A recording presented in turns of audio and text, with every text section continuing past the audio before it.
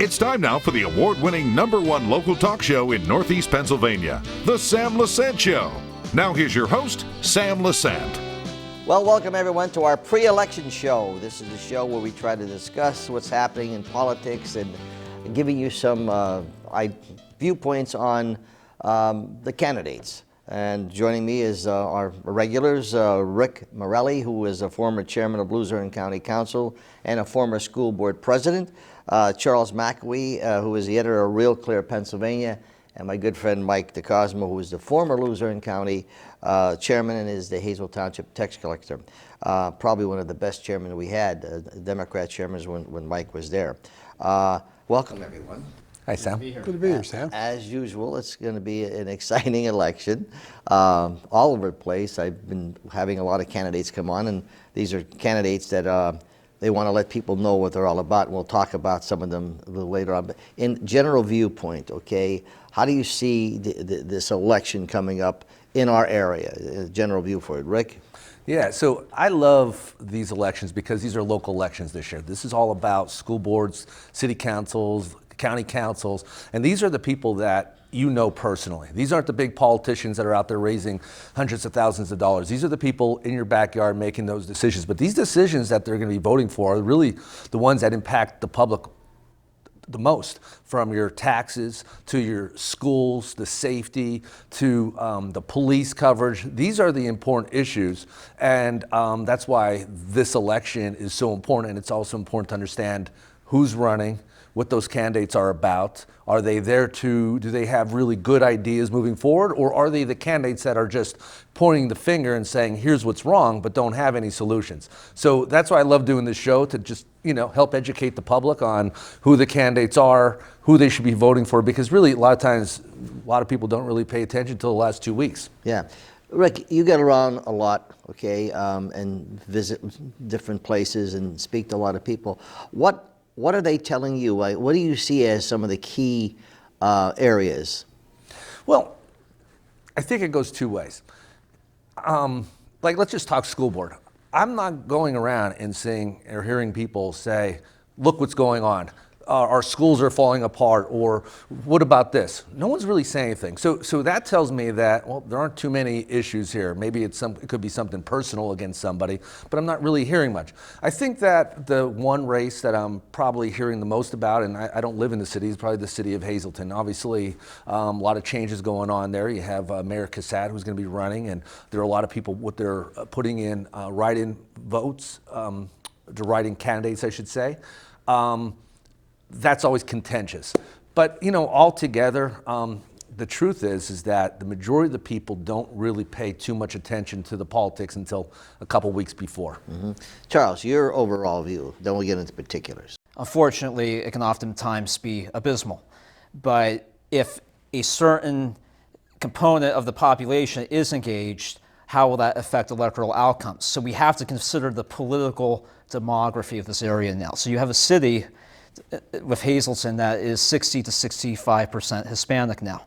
And as it stands so far since that transformation, that population has not been as engaged politically locally compared to the native population. How will that look this election? Will engagement among the Latino community in Hazleton be higher compared to previous elections in this area, and how will that affect a race such as the mayoral race for City Hall? And I've had Mr. Castro on my show a few times, but we talked about nationalities. I don't think I should vote for an Italian because I'm an Italian. I don't think I should vote for a Polak because I'm Polish. I think I should vote for a person who has the credentials that could represent me. And, we had this discussion saying, well, wait a minute, so there's 70% Italians in Partysville. Well, maybe there's one that Polish person that is much more qualified than the Italians. Does that mean I have to vote for the Italian? I mean, so when I hear these numbers, I wonder sometimes, now, we may have qualified people, in Hispanic or Italians or whatever, but here I go to the qualifications. You get where I'm coming Yeah. from? So I think when you consider Hazleton, for example, let's say 1937, when Jimmy Costello was the first Catholic to run in the Yeah. city. He Right. won because a lot of voters in Hazleton, that was a predominantly Catholic city at that point, and Yes. they were mobilized to vote for Costello. Likewise, in 1957, when Tom Caparel ran, Exactly. the Italian voter base in Hazleton was a majority population at that point. They voted en masse for Caparel, brought him in.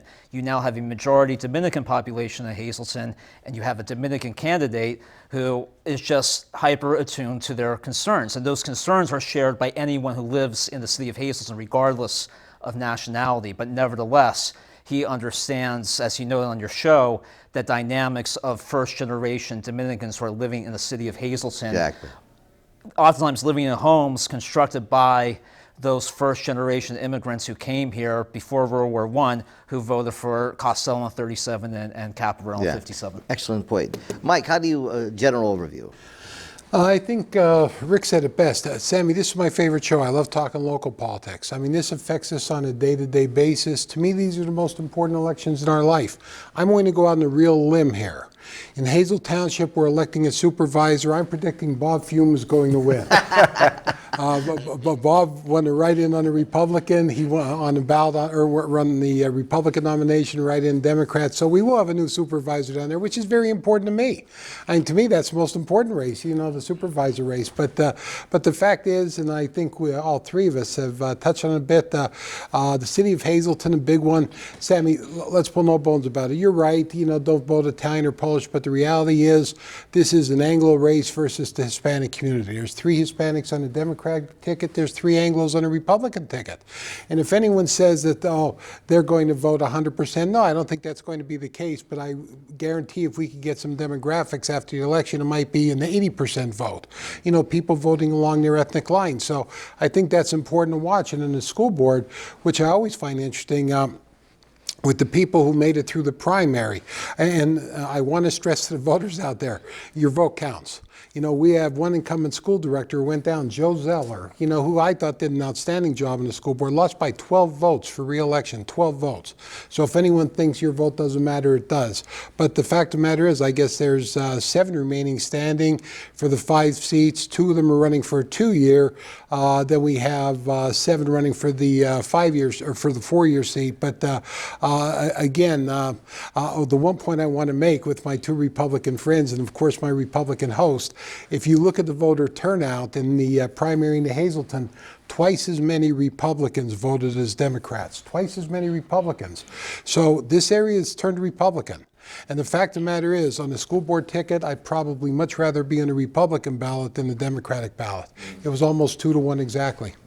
Sam, can I go back to your question you asked before about voting for someone because of that?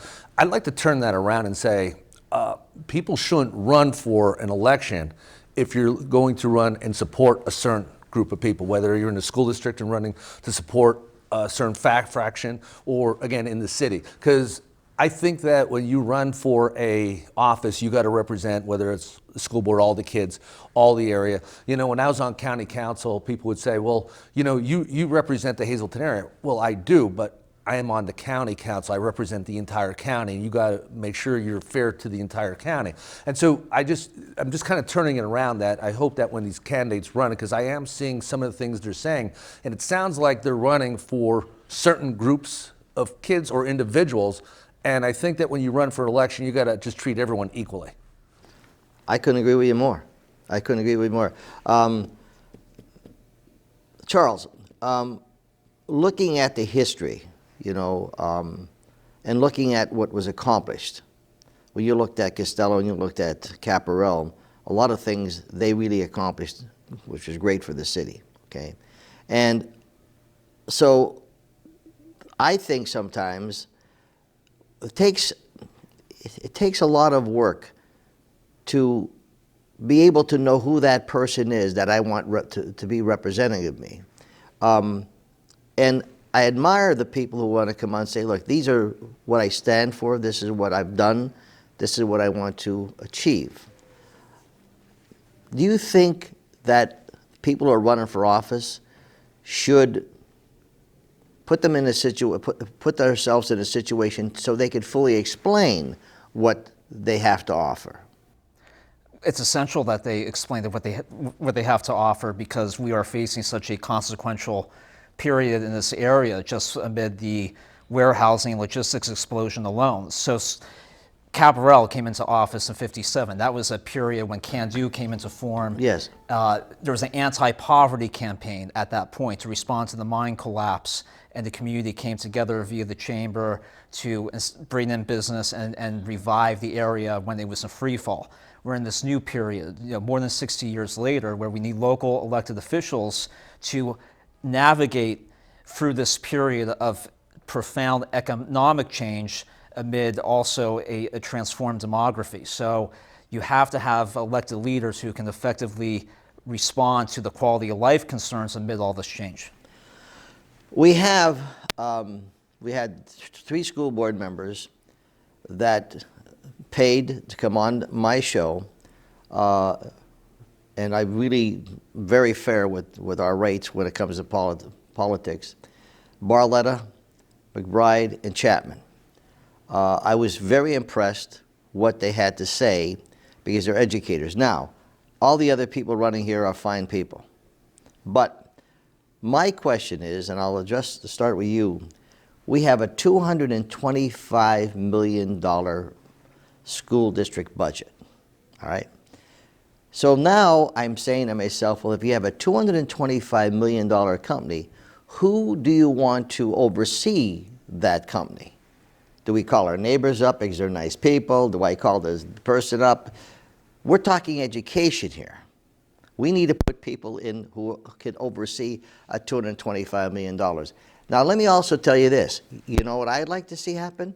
I'd like to see school board members get paid. I'd like to see them get paid $50,000, $60,000 a year to run a school board, because they're running a major corporation. That's my thoughts. But let's get back to my original thing here, Michael. When we're looking at the school board, very, very critical, especially in these times. There's so many things that have to be decided upon. Sammy, well, you talked about it. It's called a Board of Education for a reason. It's about education. Exactly. So like you said, you had 3 educators on your show. I would think educators would more know about education than most people, but you talk about the budget, so you figure someone running should understand finance, but the school district budget is very, very deceiving, because Rick, and correct me if I'm wrong, but when I was on the board, of our entire budget, approximately 81% was non-discretionary money. It went to salaries and it went to benefits. And not just teacher salaries, you're talking security, you're talking maintenance, you're talking administration. So in terms of discretionary decisions, the school board only controls about 20% of that budget. So I think it's far more important for school directors to understand the educational aspect, so when they're dealing with the employees, that they know what they're speaking of, rather than financial aspect. That's why we have a business office. And again, the discretionary items can be then bid out and done in a way which is very transparent. It's still over $40 billion that they have. Oh, listen, it's not chump change. Yeah. So a couple things when I look at the school district and the school board. Obviously, I was on it before. I ran because it was right after my father passed away, and I wanted to serve 4 years of his term that he still had in office, and I had nothing to lose and just to serve. Now I have a son who's going through the system, and a couple things I think about. I go into many of the schools, going to sports events, and I will say that every one of our schools are in great shape. I go to other school districts, and they're falling apart, some of these schools. So you have to look at it and say, all right, well, how are we maintaining these? Pretty good. Are we doing anything more with our schools? You got the cyber school. You now have the campus down there in Drums by the, where Can-Do is, where they're building onto that. They're growing, they had the WILN. All right, that's progress. So we have our challenges. We still have overcrowding, but these were the same issues before. The second point is that you have 2 groups of people running. As mentioned, the individuals who are on your show.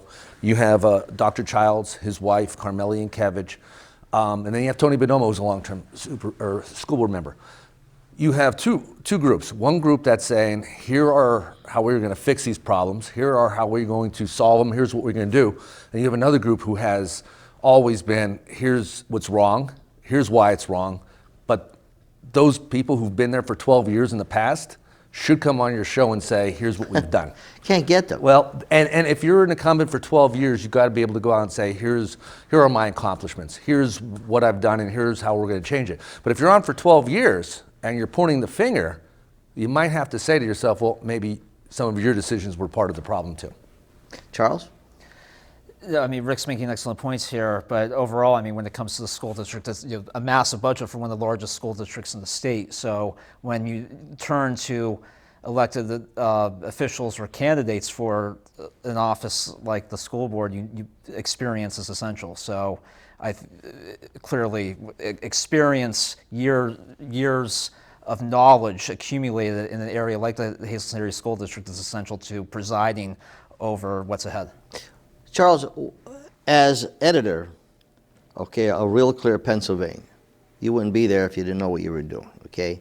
What do you think the viewer out there who's going to vote for a school board member, what do you think they should be looking for? They need to look for candidates who care about how education looks ahead. So we look at these national debates over curriculum and all those cultural fights right now. But oftentimes what parents are really focused on is at the local level and how education is working in their respective school districts. So I think when it comes to the Hazleton Area School District, again, it's demographic. You have a majority Hispanic student body. How do you work with the newer population, accommodate them amid the district? It's fascinating. I mean, you have kids coming in from very rural areas with children who just arrived from New York. It's a fascinating school district, really a microcosm of Pennsylvania, and among larger school districts, a fascinating one to study. What do you look for, Mike? You were there. Yeah, yes, I mean, when I was there, and I don't mean this as to put down anyone I served on the board with, but on the board I served with, there were 3 people who didn't have high school degrees. Now, all 3 people were good board members. They really were. I don't mean that in a bad way. But I'd much rather deal with someone who's been in the trenches at some point. The one candidate we didn't talk about, Carol Makuta, who's only running on a 2-year term. She and Tony are running against each other, Tony Bonomo for the 2-year term. Tony's also on a 4-year ticket. But she's former school superintendent. And, you know, if there's some person who knows how all aspects of the school district works, you'd think it would be a superintendent. I mean, it's the first time, in my knowledge, we ever had someone like that run for a school board office. But getting back to how do you get to know the people, obviously this is a great venue. Come on, talk about your goals, talk about your accomplishments from the past, because anyone who served on the board, and Rick was making this point that, you know, run your record. If you can't run your record, don't tell me how embarrassed you are by the school district and, you know, how bad everyone is up there. Tell me what you did when you were there to make it a better place. But I'll tell you, Rick knows the drill as good as me. But last night I was up at West Hazleton emceeing an event. Tomorrow night I'm going to be down to Pines. Friday I'll be up the Oaks, and there's 3 events. If you don't get to know the candidates, you have an opportunity to get to know the candidates in a lot of different public forums. If you don't do it, it's your own fault. Mike. It's your own fault.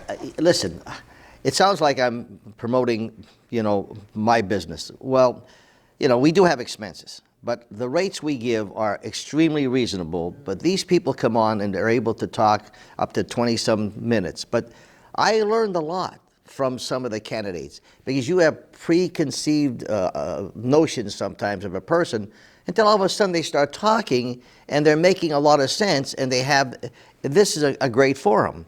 Trying to get them is like, you know, put billboards up, put signs up, put every kind of sign. But Sam, you know, sometimes these politicians, what they want to do is they want to fool the voters. And that's where the voters have to pay attention, because a lot of times people vote with their when they're mad, or, you know, someone's going to say, look at our test scores in the school district, they're horrible. Yeah. Well, they are, but here's why. It's one of the largest school districts that's out there. You have kids coming in from New York and all over the place. They don't speak English, and they're taking tests where they can't understand what they're taking. And most of their education is coming from other school districts. So it's not that the Hazleton Area School District gives bad education. Right. That is not the case at all. But when you have candidates going out there and saying, look, our education stinks and we should be doing better, and we need smaller classrooms. Good. You need more classrooms. That means you need to build more buildings. That's going to cost taxpayers more money. Where are you going to get the money from? Those are the things that you need to ask the candidates as to where they're going to have the solutions. So You hit it right on the button. That's 100% right. And that's what McBride and Barletta and Chapman addressed, okay? And I mention it because they came on the show, okay?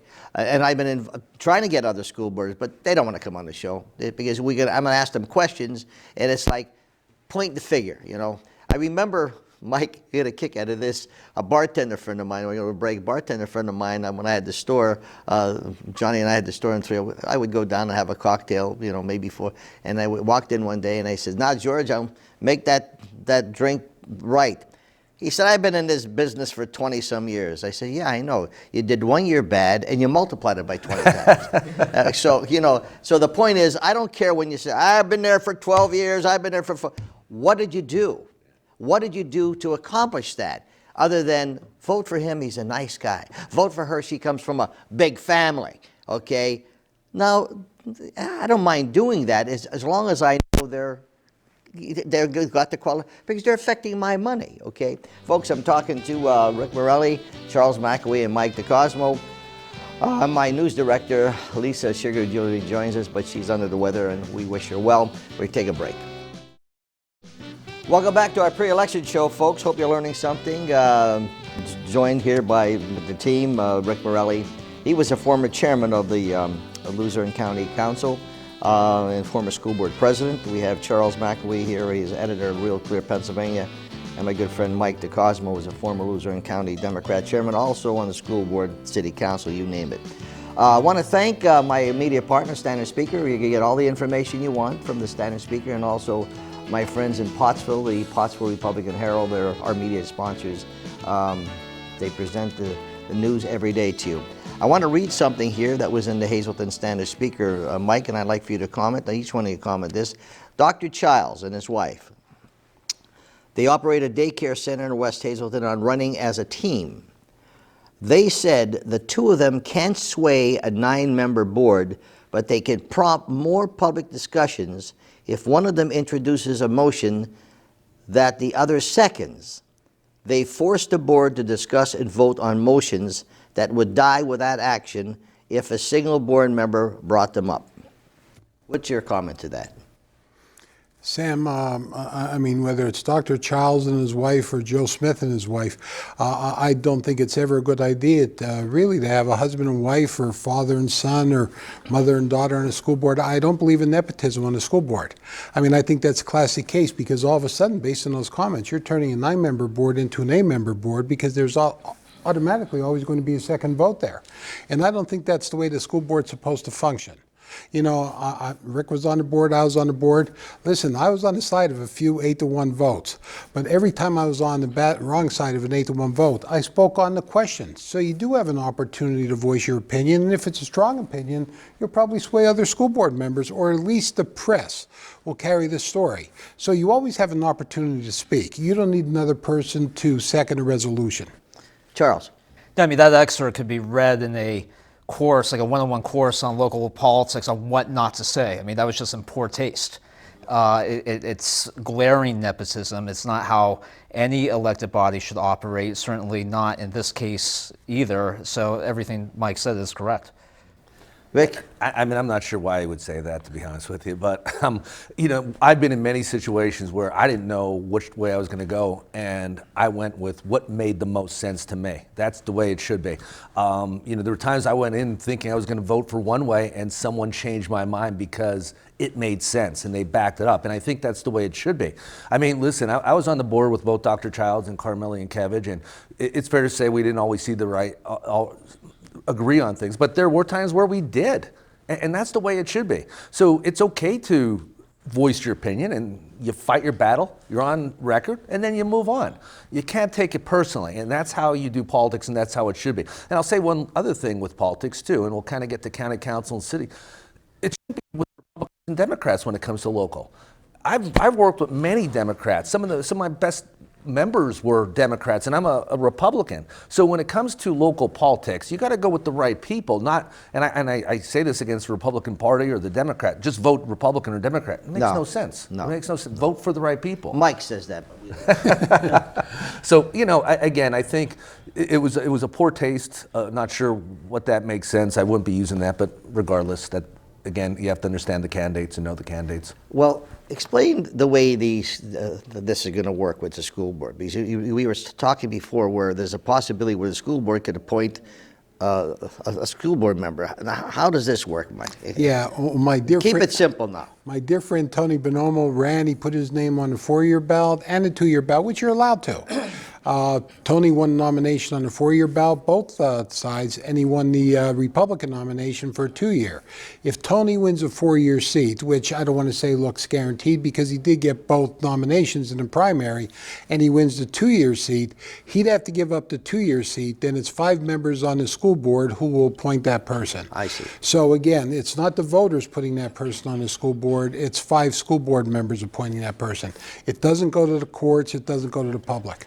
What do you think, Rick, the school board should be focusing in? Because you sat there. Well, I think the most important issues are really looking forward to growth of our area, of where you're going to be putting buildings, how you're expanding it, what they're doing for education. The one thing that I haven't seen a lot of people talking about is safety of our kids. I'm kind of surprised at that because, again, I have a young child. We see some crazy things out there, and school districts are usually reactive than proactive, and I'd like to see our school district, and I'm not saying our security is bad, I'm just saying talk more about being proactive, and that's something that I'm not seeing a lot of people talk about, and I think it's an important issue, just like education is, just like budgets are, but it's not talked about as much as it should be. What do you think the school board should be a priority? I'm talking about. That's such a good point, Rick. I mean, the issue of public safety, that should be an overriding concern. That's certainly on the minds of any parent with a child at the school district, any school district. So, I mean, when you think of the school board, it's like any local elected office. You need to elect people who are civically responsible, who are hyper attuned to the concerns of households in the greater Hazleton area, parents who are sending their children to these schools and understand what their concerns are. So civic responsibility would be the most important underlying foundation for everything. Michael? Sam, these gentlemen hit on it. It's education and doing it the right way. We touched on it briefly earlier in the program, but between last week and this week, there have been 3 new ribbon cuttings of state-of-the-art centers with the school district. They're doing things right. And one of the things I know my wife is proudest of, who's still a school board member, is the Welcoming Center. We talked about the people coming from New York, New Jersey. Well, to put these people in classes, I shouldn't say these people, but people who can't speak English, in classes, in English-speaking classes, and be taking these tests, it's very unfair to these children. It's unfair to the children in the classes because I think we'll all agree, and believe me, Sammy, as a college professor for 41 years, the good students will always excel. The poor students, unfortunately, a lot of times just don't want to learn. But it's that student in the middle. It's that student in the middle who sometimes falls through the seams, And again, at least if everyone in the class, if the teachers aren't spending all of their time just dealing with the non-speakers, I think it's going to benefit everyone. Moving on to the city of Hazleton. Interesting things going on there. We have the current mayor, Jeff Cassett. We have Vinny Castro, and we have the write-ins, Bob Yebok, DeLuca, Giacchetti, and Cahalan. Let me start with you, Charles. The 3 candidates, Castro, Cassett, and Yebok, made an investment. In fact, Jeff made 2, and so did Vinny. They came on and they explained what they saw in the city of Hazleton. What would you look for in a mayor of the city of Hazleton?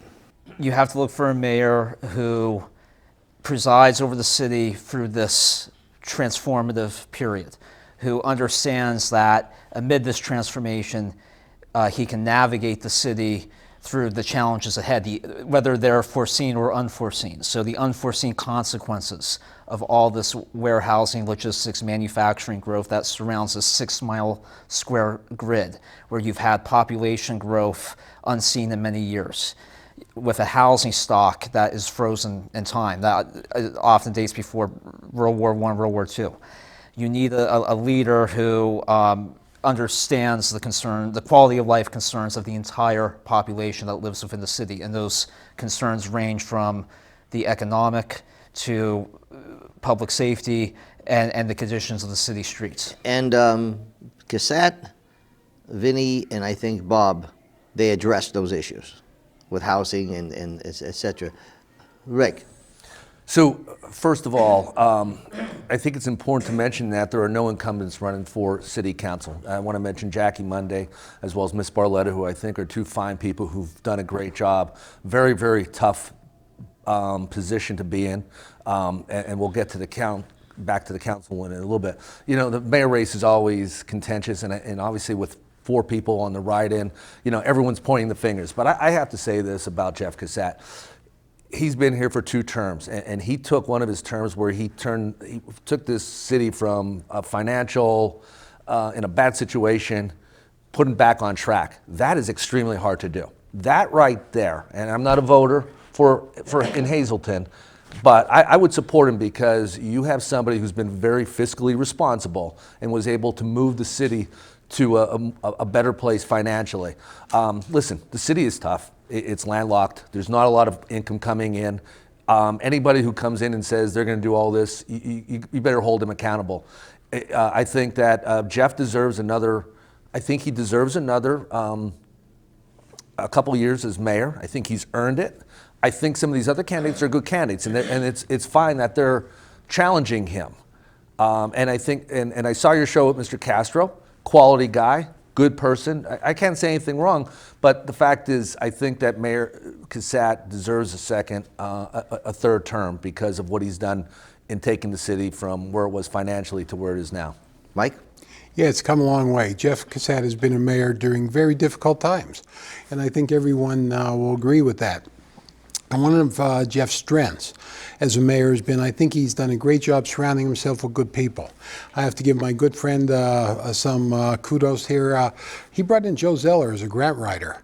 And if you look at some of the grants we've been getting for our playgrounds in the city, I mean, it's incredible. I mean, go up to the playground, City View Park. It's state of the art. It's as nice as any playground I've ever seen in the area, done almost exclusively with grants, you know, through foundations. And again, in a mayor leadership position, you surround yourself with good people, it's going to make you look good.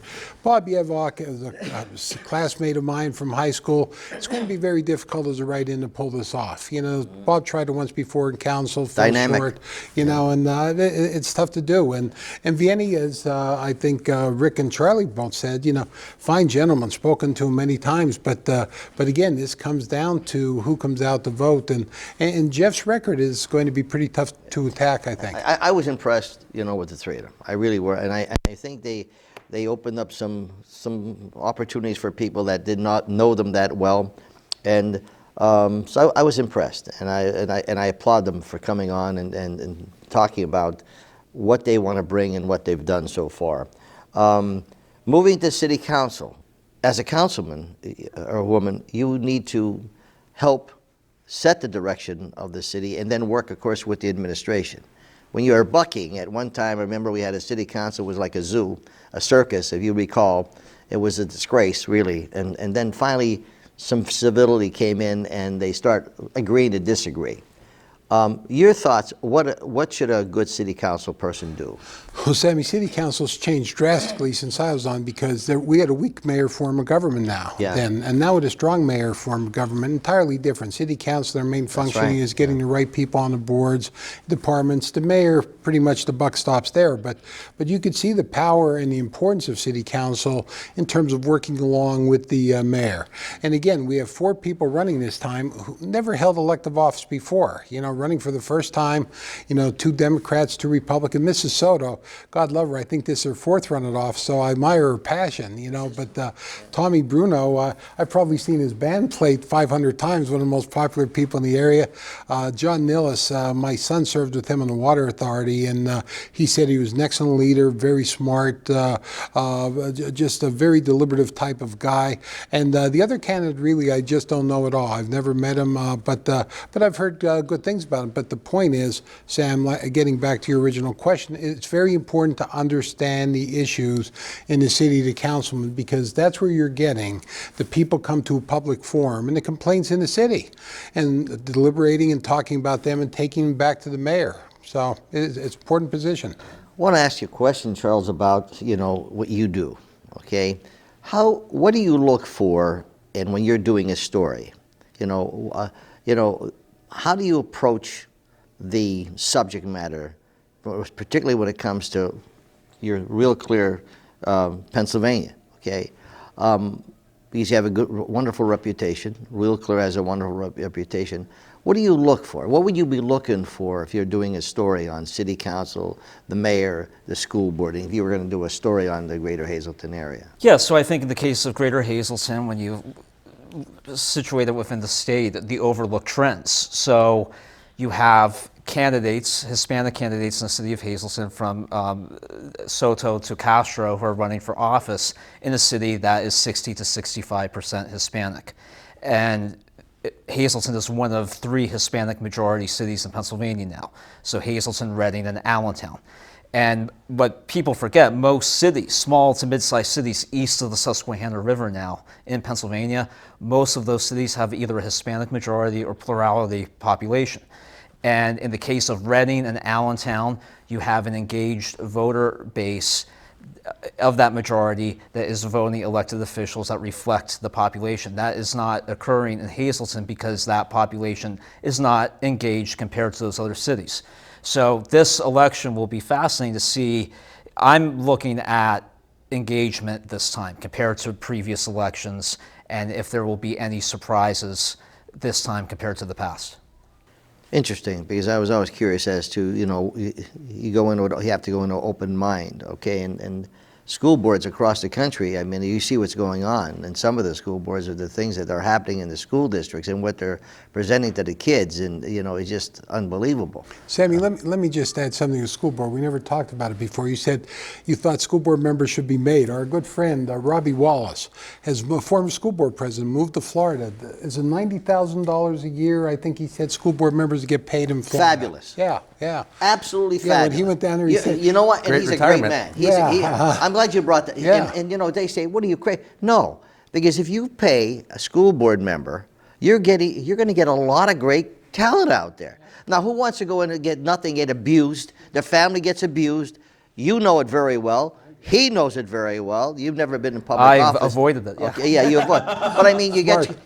So what do I need this for? But there's so much great talent out there. So look, give me a salary so I can afford. But I think that's fabulous. And another thing, when I was the chairman of the community college board, I would encourage my trustees to go on their conventions. Because take advantage of a lot of information. Now, not to waste the taxpayers' money, but I'm saying going to these different meetings, you come back with a wealth of knowledge that saves the taxpayers thousands of dollars. People don't understand. They you just got a free trip, which is nonsense. Folks, we'll be back right after this break.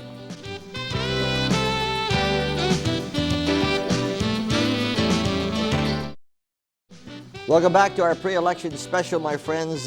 Joining me, Rick Morelli, Charles McElwee, and Mike DeCosmo, trying to give you as much information as possible. Once again, thank you for making the Sam Lesante Show the #1 talk show in northeastern Pennsylvania. That's taken from the scientific poll, Susquehanna Polling and Research. Rick, County Council, give me your thoughts about the study commission. Give me your thoughts about how these things work together. So Sam, we just spoke about Hazleton City Council, and we talked about an elected mayor and city council.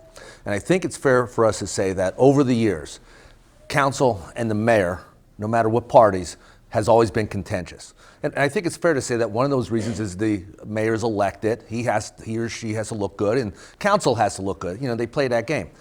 Remember, in the new form of government, Ramilda, who's the county manager you had on your show recently, is an appointed manager. It's very similar to the mayor in the sense of power, but appointed, not out there running for office, not out there just doing their job. And then you have council members. It's 11-person council, and in this election there are 6 seats open, 6 Republicans, 6 Democrats. So I just wanted to first make the comparison that under the Hazleton City Council, when you have both elected officials it gets contentious because everybody wants to be that hero in front of the newspaper, in front of the press.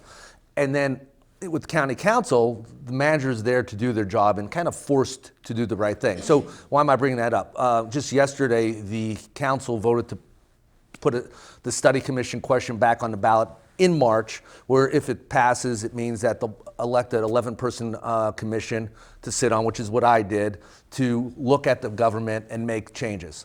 I'm opposed to it. I think in the last 11 years, the government has done very well. We debated, but again, you can't debate the fact that you've taken a debt of over $400 million down to under $200 million, no credit rating to an 8+ credit rating. Yeah, our 11 council members, a lot, yeah, but you know what? That provides protection to the taxpayers, so outside influence doesn't get in. And as someone who sat on the school board and council, you know, school board members always have to vote for positions. That's a fact, that's a law. In council, we took the hiring of positions out of council, so there's no hiring. And that was something refreshing to me, because if you call me for a job, it's just out of my hands, and that's one of the other benefits. So anyway, that's going to be an issue we will talk about, and I would like to go on your show. Sure. And bring on whoever to educate the public on that. But getting into the county council, again, 6 Republicans, 6 Democrats. You have 2 from down here in southern Luzerne County, Kim Platek on the Republican side, Jimmy Sabatino, who most people know from Vesuvio's on the Democratic side, 2 very good people. As I said earlier, most of my colleagues who I got along with the most and voted with the most were Democrats. So it has nothing to do with Republicans. There are three incumbents running for county council, Leanne, Steve Urban, and Mr. Mitchell. I do think it's fair for us to bring up the issue of Steve Urban. Now, this is Steve Urban Jr., not the former commissioner, who's been charged with some things out there in the public and is now going through the trial. And I get, you know, innocent until proven guilty, but when you're not endorsed by the newspapers and for the actions, it's something to bring up to the public to make sure you educate. And that's what we're doing. We're educating the public. Make sure you know the candidates. Because, and again, I'll stop and I'm kind of rambling on, but I do know a lot about this and I'm very passionate about it. It's important to understand these council members. It's important to understand what they're going to do with the county. I think that a lot of these members were influenced to go back to the commission, to the study commission, and that bothers me. And I think we have a very good county manager in place. And if you go back to that study commission, they could go to an elected manager and they could get rid of Romilda, which I think would be a bad decision. So I'll stop there. Yeah. But anyway. I want you to know, you were the person that convinced me, okay, because you brought facts to the table. Not because I like you as a friend, but you brought facts to the table. And that's where I'm saying is, when someone's presenting what they have done in facts and they're a friend of yours, that even makes it better. But I may not like you, but you have a lot of great opportunities. I should vote for you in that respect. Schuylkill County, we have races there, my friend. The county commissioners, I'm trying to get some of the commissioners on the show, but it's pretty difficult. We had one row officer, Dee Casmero, who was very, very nice, and she was able to come on the show, explain exactly what she did. We have a concern with the judicial race. We have PAC members, from what I understand, who have money from the Republicans, and some PAC members, from what I understand, and I spoke to one yesterday, are supporting a Democrat. So I was approached by people in Pottsville, because we're very strong in Comcast 190 there, as to why would a PAC member who was getting money from Republicans support a Democrat. I don't know the answer to that. The person did tell me one of the reasons why, and I just want you to know that I'm saying this because I told the people that I would try to find that out. I can't understand that, why if you're a PAC member and you're taking my money and then all of a sudden you're supporting the opposite person, either leave the PAC or, you're more involved with that than I am. Yeah, Sam, the only thing I had heard, and again, you're much closer to Schuylkill County than I am, I guess Mr. Opaque was highly recommended by the Judicial Review Board. Mr. Burke wasn't. So I guess after the Judicial Review Board came out with their ratings, I think a lot of the PAC money just got afraid and just put it the other way. That's what I had heard. Yeah, well, see, this is the point. You hear so many different things, okay? And that's not the thing is, what are the qualifications? Yeah, and highly you know, recommended, Mr. Burke has approached me and said, look, I owe it to the Schuylkill County to come on and let them know what my background is. Okay, he's in court 2-3 times a week, and certainly the opportunity was made available to anybody. But he came on and explained twice, okay, what's going on. But I'm not endorsing any, but the point is that sometimes politics is played even with judicial reviews. See, you know, you get politics playing all that, and oh, I got to. But wait a minute. Well, let's talk about actual things that are happening. Wouldn't you agree, Rick? Absolutely, Sam. Yeah. Listen, one thing I keep learning as I get older: politics isn't everything, even in youth sports. Okay? Yeah, yeah. So as I got out of politics, I got into youth sports. I found out it's all the lawyers get together. They're all buddies, and then they say, "Well, oh, he must be fat." Well, wait a minute. What's the record here? What is the record? What has the person done? And I'm here again.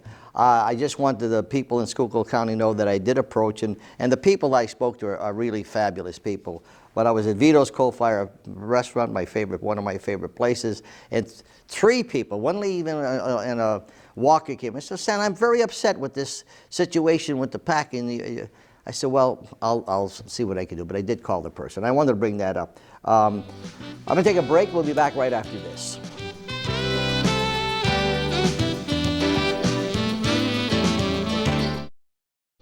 Welcome back to our pre-election special, my friends. Rick Morelli, Charles McAwee, and Mike DeCosmo joining me as we miss Lisa Sugar. She's under the weather. I hope she's feeling better.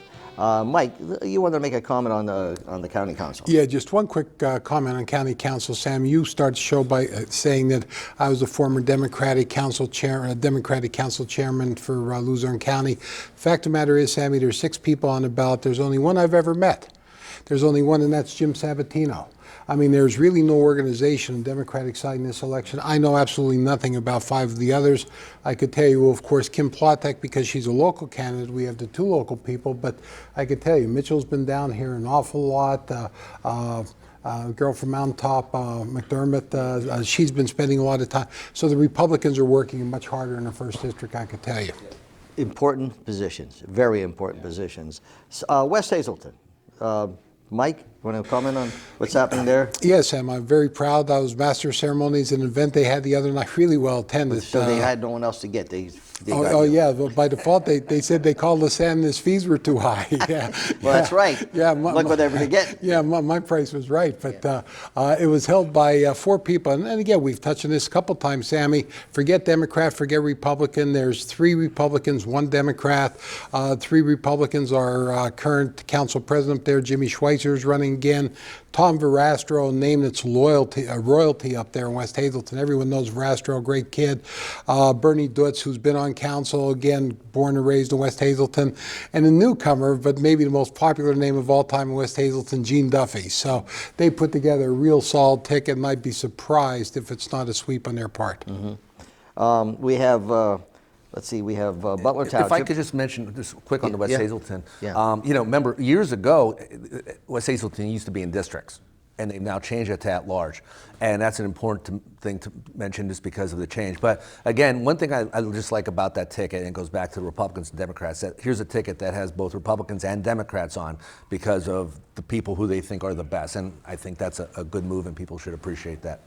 In Butler Township, we have Charles Ottmiller and Jeff Nestor. You know anything about these people? Yeah, I know Mr. Ottmiller. He's a great guy, and I think, I mean, I don't live in Butler, but I've worked with him. I think I know supervisors and the job. It's a tough job. My father, my grandfather, it's a position that you have to understand the area you live around, and either you could just sit there and do nothing, or you're one who's involved. It consumes your life. And I think that he's one of those guys where you know, he's totally into the area and making it grow. Butler's definitely growing. The other gentleman who's running is a good guy as well. I just think that I don't know if there's enough out there to beat Aunt Miller, but it still comes down to who's running a harder campaign. There was an upset a couple of years ago.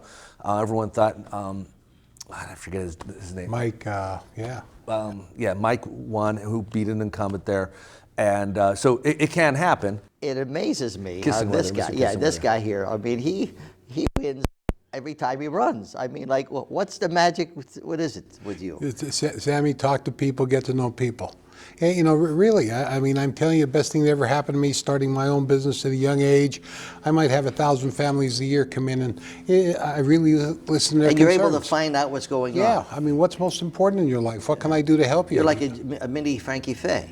There was only one Frankie Faye, Sammy. Yeah. Yeah, I mean, here's a guy, even when he lost, he won. Yeah. I mean, it was, but, and it's a tribute to you, Mike. I mean, seriously. And that's why you were such a great Democratic chairman, okay? Ideologically, things, difference, change in our lives, and that's why I am a Republican, because I believe in pro-life, I believe in the Constitution, I believe in the things that I think are important. I'm a to me. pro-life Democrat. You know? I know you Okay. are, and you're one of the few. Yeah. You're one of the few. Charles, what do you think? And what do you think about the local election and closings? We got about maybe 3 minutes left. What do you have to say? I'm in touch with these scholars, and we had the conversation about this warehousing and logistics growth that's defining everything occurring in Pennsylvania. Indiana, for example, is pulling back. They're realizing that it's an unsustainable model. And as reshoring occurs in America, as manufacturing comes back here, and as we restore our supply chains domestically, what does this mean for that sector? So I think when you drive down 309, you see all the growth happening. What's the next step? Because eventually it will stop. And what's ahead? How do we read? We go to Real Clear Pennsylvania, right? Yeah, .com? realclearpennsylvania.com. And you do. I want to thank you for driving up to come to these shows. I appreciate that very much. I love being here. Thank you for having me. I don't think there's a time we've ever asked you to come up that you've said no, and I appreciate that. I love being here. Yeah, Rick, I'd love to have a show on the study commission. I think it'd be so we can very break it down informational. and inform the people. Mike, it's I'm glad you're feeling better. I am, Sam. You're down a little bit. And I'll tell you what, political talk show, but I just want to say, I had RSV. I'll tell you, it knocked me for 2 weeks. RSV hit me much harder than COVID. I had COVID, so get your booster shot for RSV. I'll tell you what, it really hit me hard. I know. Yeah, they Yeah. had you dead. Yeah, They had you in the yeah, they're- hospital. And my son said, Mike's in, what? My daughter said, what's going on with Mike DeCosmo? I said, I don't know, So then, 2 collapsed lungs. Yeah, Yeah. wow. Yeah. Yeah. So stories of my demise, though, were greatly exaggerated. yeah, right.